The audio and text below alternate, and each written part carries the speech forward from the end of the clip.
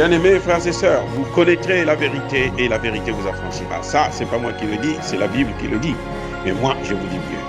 Vous connaîtrez la vérité historique, notamment celle de vos ancêtres kémites, et vous aurez une vision globale de ce que c'est que la vraie souveraineté politique. J'ajoute, vous reviendrez à la spiritualité africaine ancestrale et vous comprendrez les enjeux de l'indépendance économique. Et pour terminer, vous accepterez votre identité culturelle kémite et vous obtiendrez deux choses. La première, c'est la paix. La seconde, c'est le développement, à une condition. L'unité de toute l'Afrique noire, l'unité de tous les Noirs du monde entier. Hotep à tous. Emmanuel Macron à Washington. Emmanuel Macron est allé rencontrer le président américain Joe Biden. Au menu du jour, imaginez quoi? Le gâteau africain, comme d'habitude. C'est vrai, il y a eu d'autres sujets comme l'Ukraine et autres, oui, non, divergences, mais ce qui est essentiel, ce qui a caractérisé, ce qui était sur la table de négociation entre Emmanuel Macron et Joe Biden, c'est l'Afrique. Comment je le sais? Pourquoi je le sais? Vous savez, en politique, ce qui compte, ce n'est pas ce que l'on dit, mais c'est ce que l'on ne dit pas. Et on comprend ce que l'on ne dit pas à travers ce qui a été dit. Joe Biden a dit à Emmanuel Macron, lors de leur conférence de presse, merci, Monsieur Macron. Nous aurons le sommet USA-Afrique. Vos contributions seront prises en compte. Vos contributions sont les bienvenues. Or, bien-aimés frères et sœurs, entre États, il y a quoi? Y a-t-il l'amour? Il n'y a que les intérêts. Les États-Unis rencontrent les pays africains. Vous pensez que les États-Unis ont besoin de la France? Que c'est à la France de venir dicter comment les États-Unis doivent se comporter avec l'Afrique? Eux qui sont les maîtres de ce monde, en tout cas, jusqu'à ce que la guerre en Ukraine éclate, où on commence à voir se dessiner un monde multipolaire. Ils ont besoin de la France pour ça. Vous y croyez, vous? Non.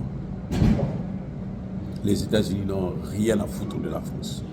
D'ailleurs, les États-Unis aussi veulent que la France quitte un certain nombre de pays en Afrique, parce qu'ils veulent occuper ces pays-là, parce qu'ils veulent prendre la place de la France. Donc, vous voyez, Emmanuel Macron est allé pleurnicher auprès de Biden, pour que Biden puisse utiliser son influence en Afrique, pour que nous puissions encore accepter Emmanuel Macron. Parce que la force de la France est en perte de vitesse. La France est perdue carrément en Afrique. Et ils sont en train de chercher des moyens pour revenir. Vous vous souvenez de l'un des grands voyages d'Emmanuel Macron en Russie, lorsqu'on avait mis une table kilométrique qui les séparait lors de la négociation. Emmanuel Macron était parti pour l'Afrique. Poutine a dit non. Maintenant, il est allé voir Biden. Ce qu'il oublie, c'est que les Américains, même quand tu fais mal devant eux, ils vont toujours t'apprécier, t'acclamer. Ah, c'est bien, c'est bien, c'est bien. Après, ils tournent le dos, ils sont fichés éperdument. La France, si elle veut rester en Afrique, si elle veut encore être considérée comme un partenaire pas fiable, existant en Afrique, Emmanuel Macron doit supprimer le franc CFA. Emmanuel Macron doit sortir toutes ses bases militaires. Emmanuel Macron doit changer la politique, sa politique française en Afrique. Ça ne se négocie pas. Il peut négocier avec les chefs d'État, mais ce n'est plus les chefs d'État qui commandent, puisque aujourd'hui nous voyons qu'il y a une montée en puissance des populations souverainistes qui veulent affirmer leur souveraineté. Bref, ce qui est en train de se passer aux États-Unis, ou ce qui s'est passé hier et avant-hier, c'est que Emmanuel Macron s'est arrangé parce qu'il sait que dans quelques jours, il y aura le sommet Afrique USA. Donc il vient pour présenter ses doléances parce qu'il pense que l'Afrique, c'est lui qui l'a, l'Afrique lui appartient. Parce qu'il ne peut plus passer par les chefs d'État. Il y a des chefs d'État qui ne veulent même plus l'écouter. Donc il va maintenant voir son grand frère pour pleurnicher afin qu'on lui livre l'Afrique. Mais ce que les États-Unis devraient comprendre, ce qu'ils doivent savoir, c'est que si les États-Unis pensent que l'Afrique va se débarrasser de la France pour prendre les États-Unis comme étant de nouveaux maîtres, alors ils ont tapé à côté. Tous leurs experts là se sont trompés. Parce que tout empire finit toujours par disparaître. Le deuxième élément qui m'a permis de comprendre qu'ils ont discuté sur le sujet de l'Afrique, c'est que les deux pays sont d'accord qu'il faut industrialiser leur pays. Les États-Unis, la France. Parce que la Chine, depuis la guerre en Ukraine, avec le train de sanctions qui a été pris contre la Russie, contrairement à ce que l'on a toujours dit, la Chine a refusé désormais de vendre les semi-conducteurs aux États-Unis. Donc les États-Unis veulent maintenant se lancer eux-mêmes dans la fabrication des semi-conducteurs. Les États-Unis se lancent dans un programme d'industrialisation pour redonner des emplois chez eux. Ils ont compris que les délocalisations qu'ils faisaient en Asie, ça se retourne maintenant contre eux-mêmes. Ils n'avaient jamais voulu délocaliser en Afrique parce qu'ils pensaient que l'Afrique ne devrait jamais se développer, ne devrait jamais réfléchir. Aujourd'hui, on le voit, le Mali est en train de se lancer dans un processus d'industrialisation sans précédent. Donc, ils se disent qu'il faut industrialiser chez nous-mêmes, il faut créer des emplois chez nous, il faut créer des richesses. Il faut faire revenir les emplois aux États-Unis.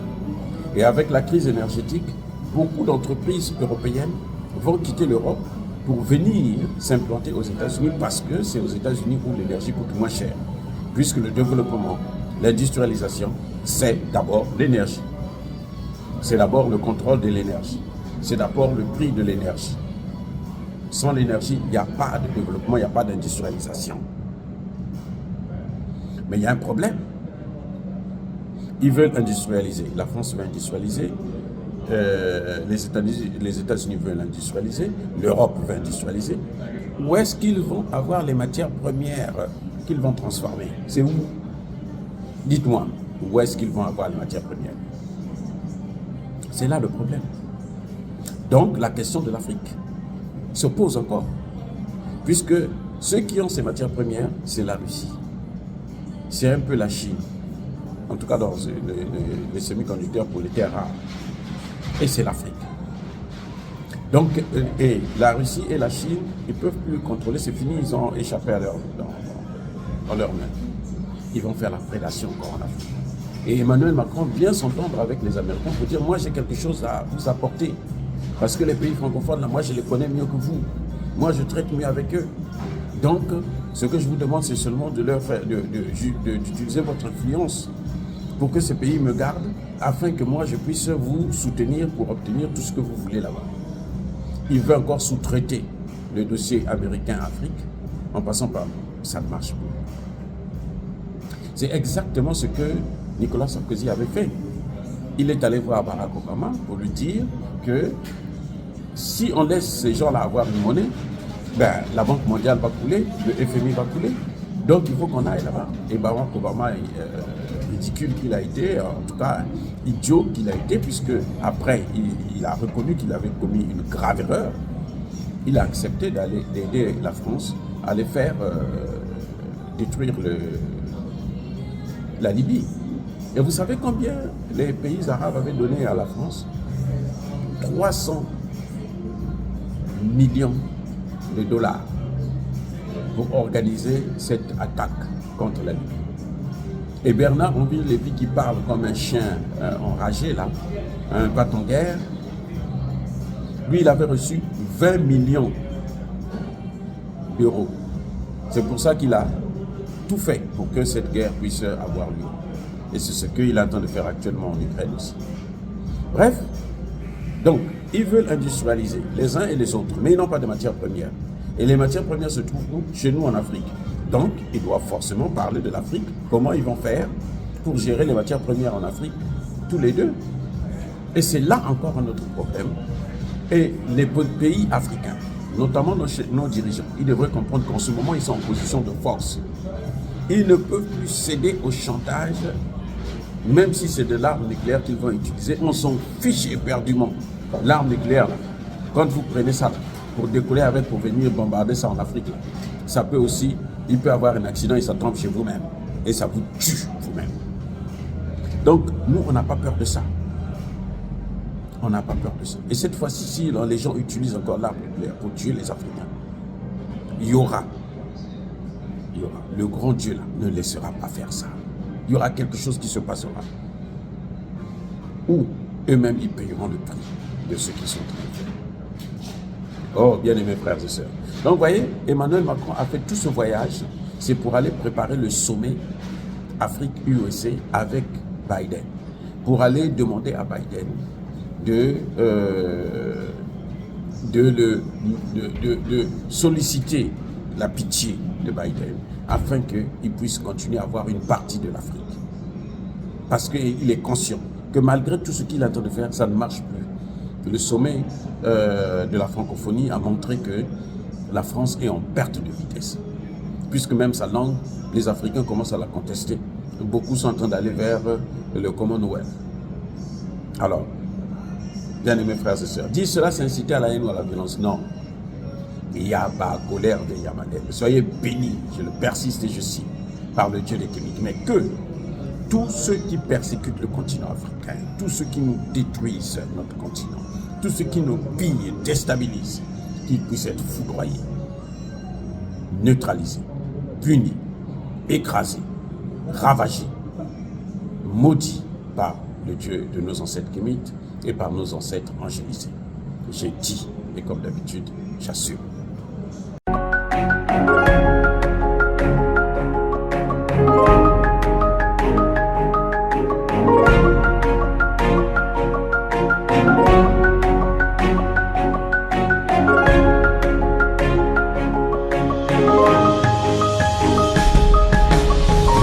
Eux, ils marchent par la foi et non par la vue.